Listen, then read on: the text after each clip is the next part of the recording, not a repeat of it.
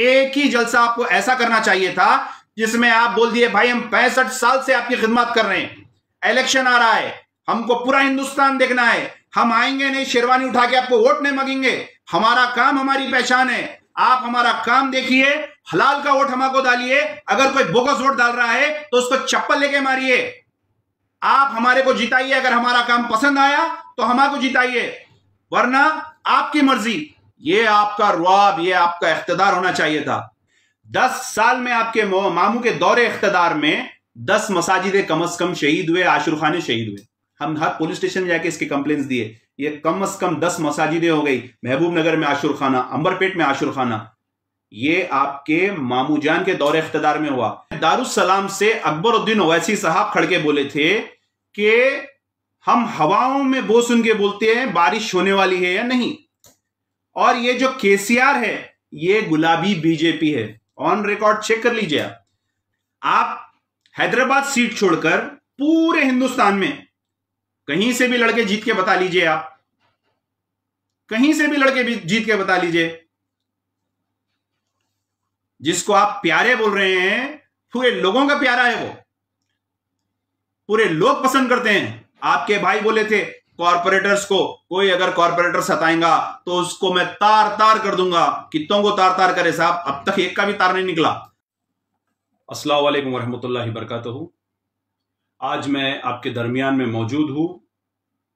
2 रोज कबल AIMIM के सदर और हैदराबाद MP असदुद्दीन ओवैसी साहब जलसे रहमतुल आलमीन से कुछ ऐसे बातें बोल रहे थे जिसका कोई रहमतुल आलमीन के जलसे से ताल्लुक नहीं था।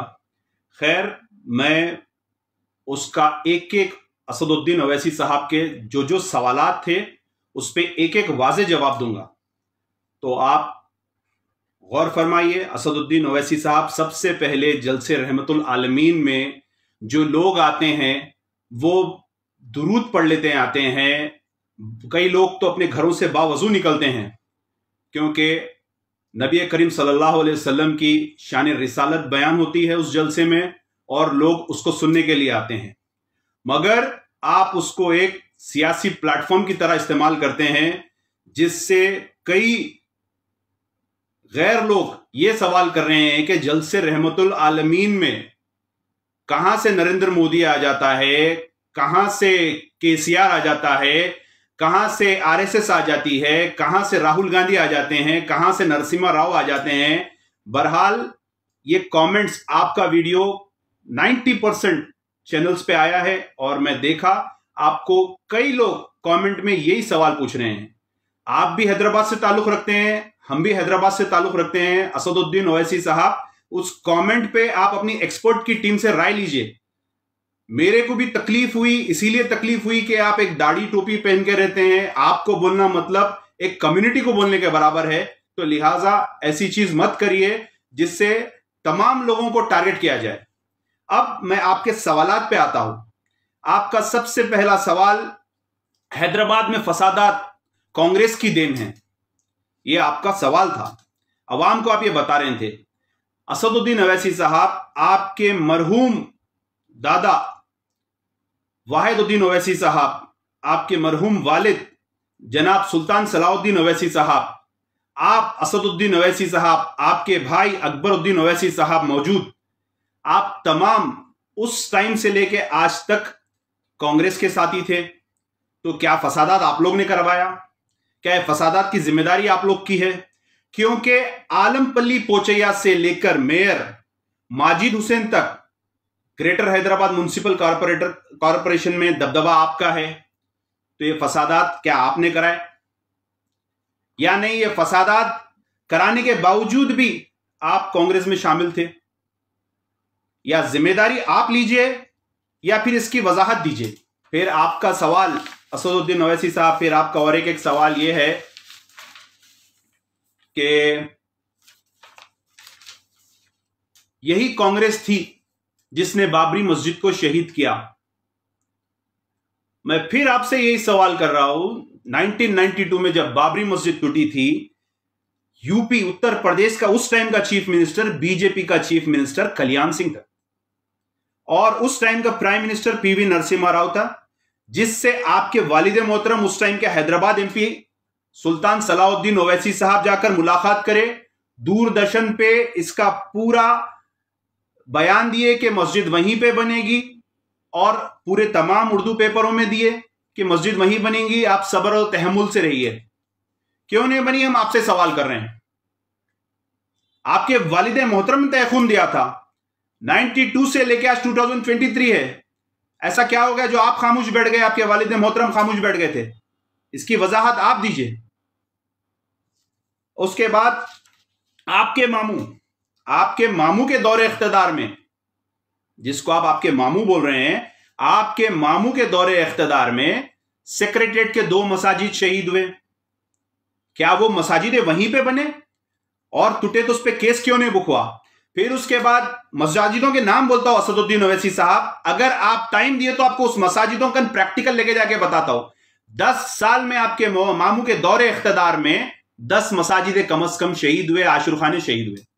नाम बोलता हूं, सुन लीजिए, फिर आपके एक्सपर्ट से तहकीक करा लीजिए।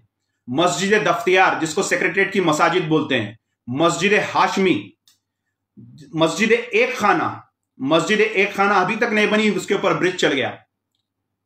उसके बाद है आपके मस्जिद महमूद शमशाबाद पे, फिर मस्जिद नूरी शमशाबाद पे, जिसको आदि शहीद कर दिया गया, वहां पे जाके हम रुकाए। मस्जिद कुतुबशाही शामीर पेट, मस्जिद कुत्तगुड़म, मस्जिद कुतुबशाही जिल्ललगुड़ा, मस्जिद हयात बख्शी बेगम के पीछे एक मस्जिद है हयात नगर में, वो मस्जिद और खबरस्तान। हम हर पुलिस स्टेशन में जाके इसके कंप्लेंट्स दिए। ये कम से कम 10 मसाजिदें हो गई। महबूब नगर में आशुर खाना, अंबरपेट में आशुर खाना, ये आपके मामू जान के दौरे इख्तिदार में हुआ। क्या सिर्फ बाबरी मस्जिद एक मस्जिद है जिसको आप बोल रहे हैं कि बना के नहीं दिए? क्या आप इतना पक्का बोल सकते हैं कि सेक्रेटरीट के मसाजिद वहीं पे बने? क्या आप इसकी तस्दीक करते हैं? लिहाजा आप गुमराह कर रहे हैं लोगों को। फिर आपका और एक सवाल था, बताओ कांग्रेसियों, नरसिम्हा राव तुम्हारा पप्पा था या नहीं? यह आपका सवाल था असदुद्दीन ओवैसी साहब। अब मैं आपको बोलूंगा कि कांग्रेस का एक बहुत ही बेहतरीन चीफ मिनिस्टर, जिसको डॉक्टर वाईएस राजशेखर रेड्डी साहब के नाम से जाना जाता था, जब उनका हेलीकॉप्टर क्रैश हुआ, जब उनका इंतकाल हुआ, तब एतमाद के पेपर में आपका स्टेटमेंट आया, आज मैं हकीकी यतीम हो गया। एक कांग्रेस के चीफ मिनिस्टर के इंतकाल पे आपने बोला था कि आज मैं हकीकी यतीम हो गया। तो इसकी वजाहत आप दीजिए। यतीम आदमी कब होता? यतीम आदमी कब होता, इसकी वजाहत दीजिए आप। फिर आपके मामू के पप्पा, सुन लीजिए गौर से, आपके मामू के पप्पा नरसिम्हा राव साहब की पूरे हिंदुस्तान में कहीं आपको स्टैचू नहीं मिलेंगी। आपके मामू बराबर सबसे बड़ी हिंदुस्तान की स्टैचू नरसिम्हा राव साहब की लगाए। आपके मामू हर इदारा है, चाहे वो एग्रीकल्चर डिपार्टमेंट रहने दो, चाहे वो एजुकेशन वो रहने दो, उसका नाम नरसिम्हा राव साहब के नाम पे रख रहे हैं। नरसिम्हा राव साहब के स्टैचू के नीचे आपका प्रोटोकॉल में नाम है, जबकि आप सिकंदराबाद, आपको लगता नहीं है ना, आपका कोई वहां पे एमएलए है। उसके बाद इनके पप्पा आपके नाना हुए, तो लिहाजा मामू के पप्पा आपके नाना हुए। आपके नाना का और आपके मामू का नाम हर जगह पे चल रहा है। तो इसकी भी आप ही वजाहत दीजिए।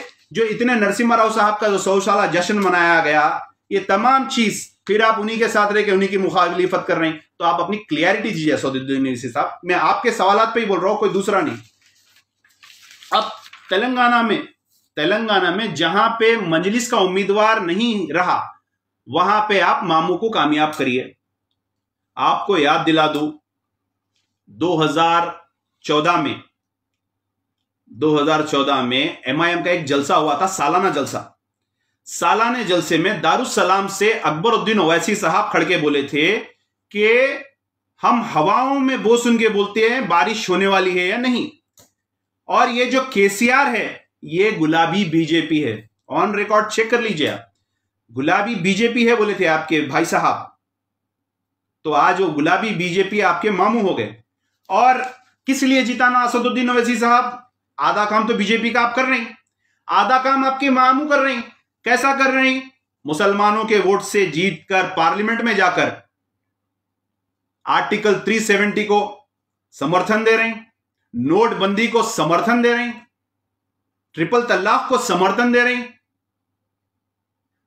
प्रेसिडेंट ऑफ इंडिया के इलेक्शन में समर्थन दे रही। आप खड़ते बोले इलेक्शन में, नहीं, आप राहुल गांधी साहब को बोले कि इलेक्शन में हैदराबाद से खड़ो। मैं आपको फिर से एक बार वाजे बता दे रहा हूं, असदुद्दीन ओवैसी साहब, आप पैदाइशी बामुकाम हिमायत नगर के हैं, वहां पे आज तक बीजेपी का एमपी रहा, आज भी बीजेपी का एमपी है, वहां पे आपका कोई एमपी नहीं है, आप कभी खड़े नहीं वहां से।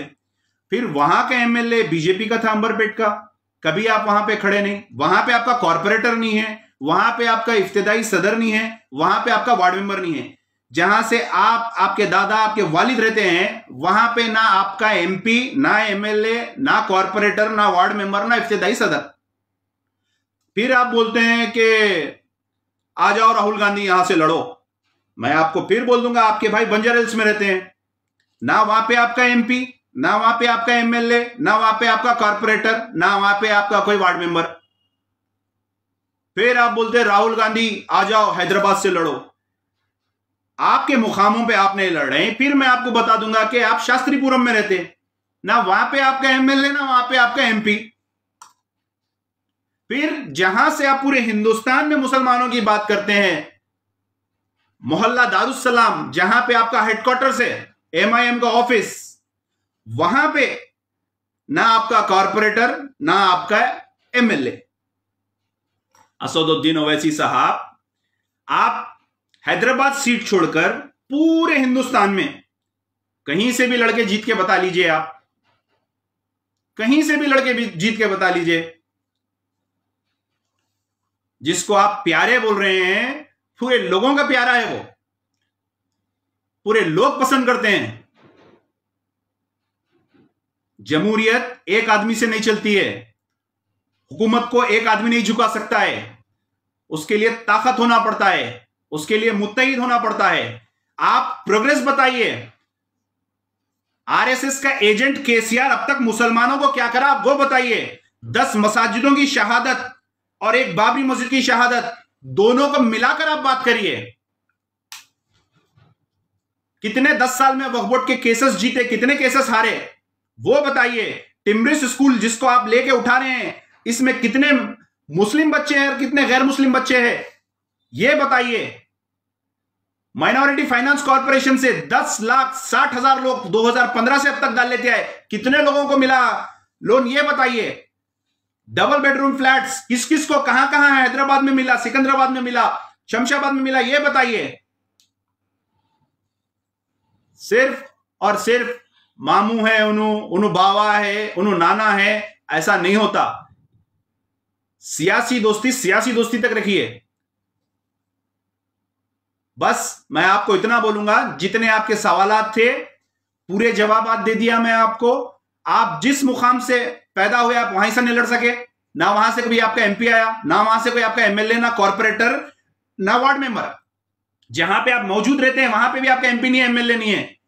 पहले घर को चिराग, बाद में मस्जिद को चिराग। हैदराबाद की अवाम की एक दीवानगी है, हैदराबाद की अवाम को एक जुनून है। आपका पोलिंग परसेंटेज आप देखिए दिन ब दिन कम हो रहा। आपको असदुद्दीन ओवैसी साहब ये करना चाहिए था, एक ही जलसा, गौर से सुनिए मेरी बात, एक ही जलसा आपको ऐसा करना चाहिए था जिसमें आप बोल दिए भाई हम 65 साल से आपकी खिदमत कर रहे हैं, इलेक्शन आ रहा है, हमको पूरा हिंदुस्तान देखना है, हम आएंगे नहीं शेरवानी उठा के आपको वोट नहीं मांगेंगे, हमारा काम हमारी पहचान है, आप हमारा काम देखिए, हलाल का वोट हमको डालिए, अगर कोई बोगस वोट डाल रहा है तो उसको चप्पल लेके मारिए, आप हमारे को जिताइए, अगर हमारा काम पसंद आया तो हमारे को जिताइए, वरना आपकी मर्जी। ये आपका रुआब, ये आपका इख्तिदार होना चाहिए था। अब जो गलतियां हो गई उनको छोड़ दो, इनको माफ कर दो, इनको फला कर दो। आपके भाई बोले थे कॉर्पोरेटर्स को, कोई अगर कॉर्पोरेटर सताएगा तो उसको मैं तार तार कर दूंगा। कितनों को तार तार करे साहब, अब तक एक का भी तार नहीं निकला, लेकिन आवाम परेशान है।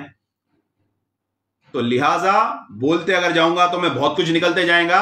आप अपनी सियासत के तौर पे एक अलग प्लेटफॉर्म से बात करिए। जल्द से रहमतुल आलमीन में आपके साथ जो हमारे उलमाए दीन मशाखीन बैठे हुए हैं, ताकीद करिए असदुद्दीन ओवैसी साहब को।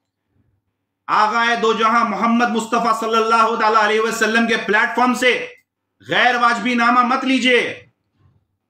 दुरूद की महफिल वहां पे चलती रहती है, बावजूद लोग रहते हैं। शान रिसालत वहां से बयान करिए, ना कि सियासी बयान, ना कि अपने सियासी रोटी से किए, ना कि 90 को अपना मामू बोलिए। लिहाजा मैं उम्मीद करता हूं मेरी बात असदुद्दीन ओवैसी साहब को समझ में आएंगी। आपके सवालों के आप ही जवाब दीजिए। शुक्रिया, अस्सलाम वालेकुम, अल्लाह हाफिज, जय हिंद।